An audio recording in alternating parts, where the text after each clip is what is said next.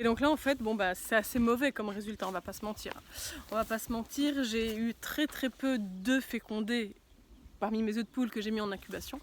Donc je vous en parle dans cette vidéo. Nous en sommes à l'épisode 3 du feuilleton du printemps sur l'incubation et la reproduction des volailles.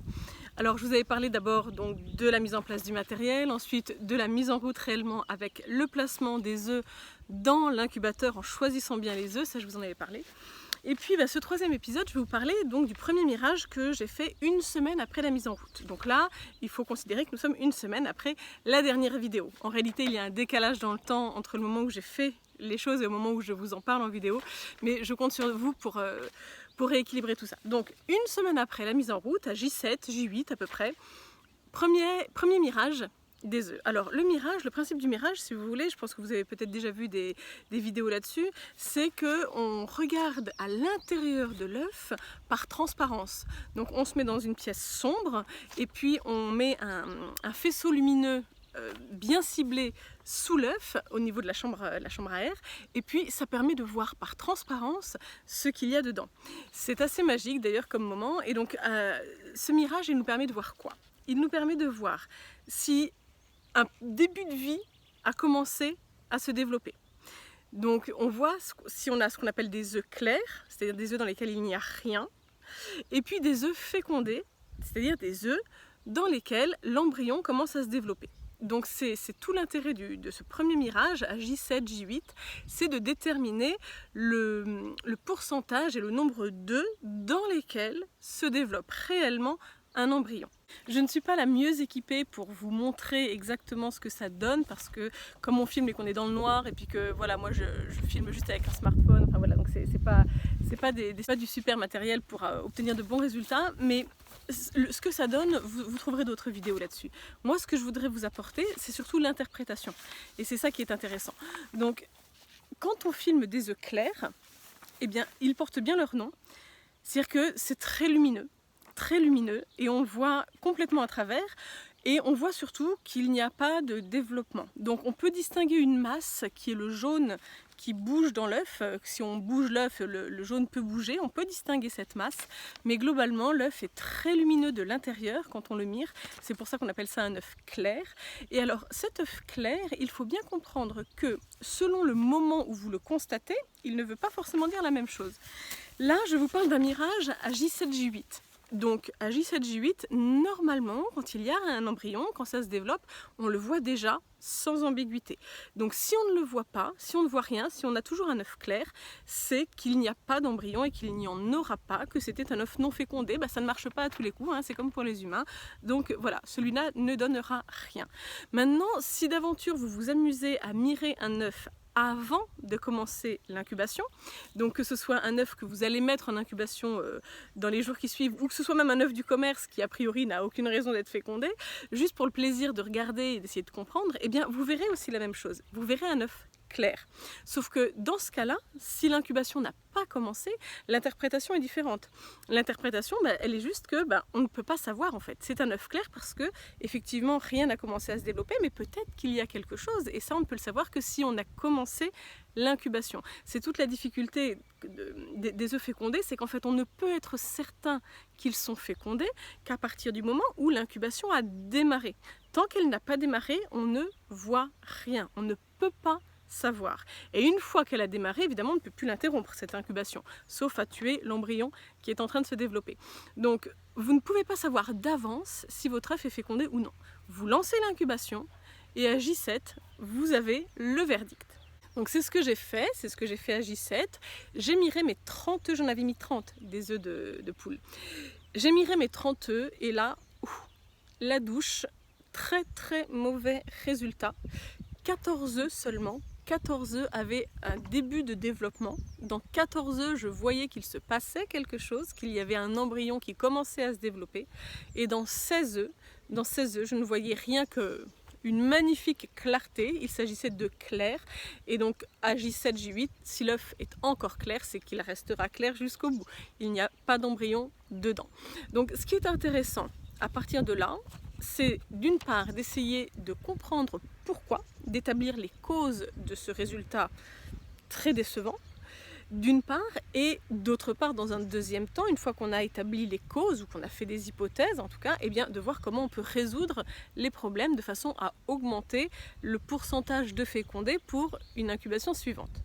Pour ma part, j'ai établi 2 raisons.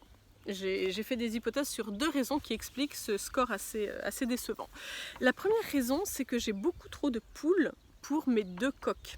J'ai 2 coques de race bourbonnaise, j'ai 9 poules de race bourbonnaise, donc jusque-là c'est plutôt pas mal, mais j'ai aussi une dizaine de poules pondeuses. Et cette année, contrairement à ce que j'avais fait l'année dernière, cette année je ne les ai pas séparées. J'ai laissé ensemble mes poules bourbonnaises et mes poules pondeuses. Quand je dis poules pondeuses, vous savez, ce sont des poules issues d'élevage industriel à 2 € pièce quand ils font leur renouvellement. Je les avais depuis l'année dernière, ces poules, ou même encore avant, enfin je ne sais plus, peu importe. Et l'année dernière, c'est vrai qu'elles étaient séparées. J'avais mes poules pondeuses d'un côté et mes reproducteurs bourbonnais de l'autre. Cette année, je me suis organisée différemment et puis dans un premier temps, je pensais que ça n'aurait pas d'incidence. Je m'étais dit, ce n'est pas grave, étant donné que les œufs de poules pondeuses et les œufs de bourbonnaises sont visuellement très différents, eh bien, peu importe que ceux de pondeuse soient fécondés ou non, moi je m'en fiche, je ne ramasserai pour l'incubation que les œufs de bourbonnaise et ceux de pondeuse passeront en consommation. Comme je fais la différence au moment où je les ramasse, ce n'est pas très grave finalement. C'est beaucoup plus embêtant quand c'est dans l'autre sens, quand on a un mâle d'une autre race. C'est d'ailleurs le souci que j'ai avec les canards, je vous en reparlerai à l'occasion. Mais quand les races différentes concernent les femelles et puis que les œufs sont visuellement différents, finalement c'est pas très compliqué. Donc moi les 30 œufs que j'avais mis en incubation, évidemment qu'il s'agissait de 30 œufs de bourbonnaise. J'avais ramassé dans le même temps des œufs de poules pondeuses qui étaient probablement fécondés en partie, mais je ne m'en suis même pas rendu compte, je n'ai même pas cherché à le savoir, c'est passé directement en consommation. Donc je pensais que ce n'était pas un souci, mais je n'avais pas anticipé ce problème de ratio coq-femelle. Et le fait est que mes coqs aiment beaucoup les poules pondeuses, ça j'ai remarqué qu'ils s'en occupaient très bien des poules pondeuses, mais peut-être un petit peu au détriment des bourbonnaises, et puis surtout ça leur en fait trop en fait. Ça leur en fait trop, j'ai dit combien, 10 je crois de pondeuses, plus 9 fait 19 poules pour 2 coqs, le ratio n'est pas bon. Le ratio n'est pas bon. Donc ça c'est la première cause, je pense, de mauvais résultats, de taux de fécondité, c'est que les coqs n'ont pas le temps de s'occuper de toutes leurs femelles. Et il y en a trop et il n'y a que 2 coqs, donc ça ne convient pas. Donc ça c'est la première conclusion à laquelle je suis arrivée quand j'ai vu ce taux de fécondité très, très décevant à J7 au moment du mirage. J'ai émis une autre hypothèse qui explique aussi ce taux décevant, c'est que j'ai quelques poules bourbonnaises pour le coup, les pondeuses ne le font pas. J'ai 2 ou 3 poules bourbonnaises qui ont pris l'habitude de quitter l'enclos. Au départ, je n'avais pas trop repéré par où elles passaient, mais elles quittent l'enclos. Et puis elles font le tour de la maison, elles vont s'installer dans la grange et elles pondent dans la grange. Alors étant donné que je trouvais les œufs, ça ne me posait pas de soucis, je savais très bien où elles pondaient. Puis une fois qu'on a repéré où elles vont, c'est pas très difficile.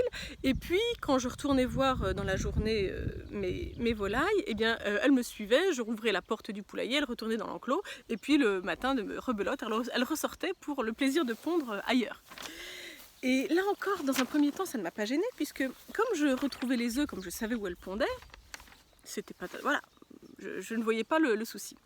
Mais maintenant que je vois le mauvais score dans l'incubateur, au moment pour le taux de fécondité, je me dis que, en fait, je n'ai pas été suffisamment vigilante. C'est que ces 2-3 poules bourbonnaises qui sortent régulièrement pour pondre ailleurs, même si moi je les remets dans l'enclos régulièrement aussi, eh bien, elles n'y sont pas toute la journée. Elles n'y sont qu'une petite partie de la journée dans l'enclos. Et donc la probabilité pour qu'elles soient fécondées par le coq est aussi beaucoup plus mince, beaucoup plus basse, cette probabilité, que si elles passaient la journée dans l'enclos avec leurs congénères. Donc ce sont les 2 causes principales que j'ai établies, 2 hypothèses en tout cas que je fais, sur ce mauvais taux de fécondité que j'observe lors du premier mirage, avec 14 œufs fécondés sur 30 seulement, ce qui est pas bon du tout. Après, il y a peut-être d'autres causes que je n'ai pas repérées, mais ça, l'avenir nous le dira quand j'essaierai la 2e série. Donc une fois que j'ai établi ces causes, eh bien, la vraie question, c'est de savoir qu'est-ce que je peux faire. Qu'est-ce que je peux faire pour y remédier? Alors, pour y remédier, eh bien, j'ai pris les problèmes séparément. Je dis, bon, puisque j'ai trop de poules pour mes 2 coqs, il va falloir que je sépare mes bourbonnaises et mes pondeuses, de façon que les coques restent avec les bourbonnaises. 9 bourbonnaises pour 2 coques, ce sera très bien. Et puis au moins, ils n'auront qu'elles à s'occuper et ça devrait être plus efficace. Mon souci, c'est que cette année, en fait, ça ne m'arrange pas de faire des enclos différents pour les poules. C'est vrai que voilà, j'ai des mini enclos dans le grand enclos, mais je voulais m'en servir pour faire des alternances de terrain et pas pour mettre 2 races différentes. Donc, ce que j'ai décidé, eh bien, c'est tout simplement de me séparer de mes pondeuses. Je vais me séparer de mes pondeuses, donc j'ai trouvé à les donner. Voilà, ça devrait se faire d'ici la fin du mois. Donc sur la dizaine de pondeuses que j'ai, il y en a 8 qui vont partir. J'en garde 2 qui ne pondent plus, ne cherchez pas, il n'y a aucune logique. Je garde 2 poules pondeuses que nous avons depuis très longtemps en fait et qui sont devenues des animaux de compagnie. Ma fille y tient beaucoup. Donc ce sont 2 poules voilà, qui ne sont plus productives du tout, mais si elles venaient à disparaître, ce serait un petit peu le drame. Donc nous gardons Crépouille et Marguerite qui vont rester avec nous et qui vont rester avec leurs copines du coup. Donc ça fera 11 poules pour nos 2 coques, sachant que voilà, il y a 2 poules pour lesquelles je ne prends pas les œufs, je pense d'ailleurs qu'elles ne pondent plus. Donc voilà, ce sera l'occasion d'en avoir le cœur net d'ailleurs, savoir si elles pondent encore ou pas. Ces pondeuses, mais je vous le dis, c'est devenu des animaux domestiques, donc c'est même plus vraiment la question. Donc voilà comment je compte résoudre le premier problème de mes coques qui ont trop de travail avec toutes leurs poules. Pour résoudre le deuxième problème que j'avais repéré, c'est-à-dire que j'ai des poules bourbonnaises qui sortent, qui vont pondre ailleurs et qui du coup ne sont pas très souvent dans l'enclos et donc minimisent leur chance d'être fécondées, eh bien je vais être un petit peu plus exigeante sur ces demoiselles. Je ne leur donne plus la permission de minuit parce que là je vois que ça me pose problème pour mes résultats. Donc j'ai déjà repéré par où il y en a 2 là, j'ai repéré par où elles sortaient, donc ça ben voilà, j'ai résolu. En fait elles grimpaient sur un promontoire, elles passaient par-dessus dans un petit truc. Bon. Donc voilà, ça j'ai résolu, c'est refermé, normalement elles ne sortent plus. J'ai vu que j'en avais encore une qui se baladait de temps en temps, donc elle je ne sais pas par où elle sort. Je pense que le plus simple pour moi, ça va être de lui couper le bout des plumes d'un côté pour la déséquilibrer, si tant est qu'elle passe par le haut. Mais si elle passe par un trou de grillage que je n'ai pas vu, j'ai pourtant fait le tour, mais le fait de lui couper le bout des plumes, j'ai dit elle tout à l'heure peut-être, plumes, hein. Évidemment je coupe pas les ailes, hein. Le bout des plumes. Le fait de lui couper le bout des plumes, ça ne résoudra rien si elle passe par le bas. Mais comme je n'en sais rien, en fait, comme je n'ai pas repéré quel était son passage secret, je pense que je vais tenter ce coup-là. Donc là, j'ai déjà mis en place le fait, voilà, j'ai résolu le problème pour 2 des 3 poules qui sortaient. Donc elles sont plus souvent dans l'enclos, enfin elles sont tout le temps dans l'enclos, donc le coq aura plus de temps, les coqs auront plus de temps pour s'occuper d'elles. Et puis pour la petite dernière, qui me fait des choses un peu, des petites coquinousseries, eh bien je vais prendre les grands moyens et celle-ci, je vais lui couper le bout des plumes en espérant que du coup elle ne sorte plus. Et sinon il faudra que je sois davantage attentive pour essayer de repérer d'où vient le problème.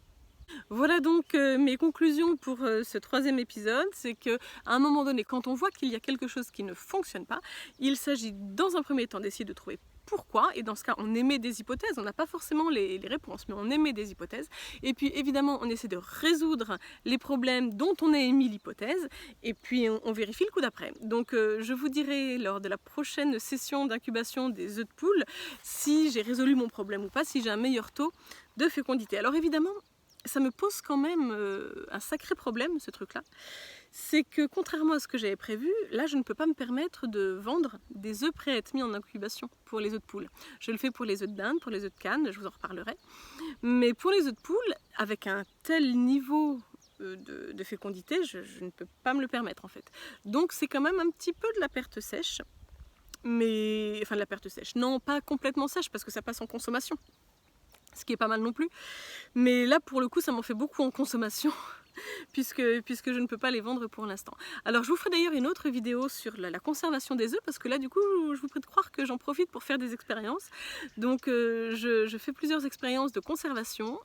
Je vous en parlerai dans une prochaine vidéo si ça vous intéresse, vous me le direz, sachant que les résultats de ces expériences, on les aura dans 6 mois ou dans 10 mois ou dans un an, au moment où vraiment je ressortirai mes œufs, en fonction des différents types de conservation que j'ai essayé pour voir si ça a fonctionné ou pas. Donc n'hésitez pas à m'en parler si jamais j'oublie. Bon déjà il faudrait que je vous fasse dans un premier temps une vidéo sur ce que je fais là, sur les expériences que je fais, sur les différents types de conservation que je mets en place dans un premier temps. Et puis surtout, ce qui serait intéressant, c'est que je vous en reparle dans 6 mois ou dans 10 mois. Et là, il faudra me le rappeler si jamais j'oublie, évidemment. Donc, sur ces bonnes paroles pleines d'enthousiasme et d'optimisme, je vous dis à très bientôt dans le prochain épisode du Feuilleton du Printemps.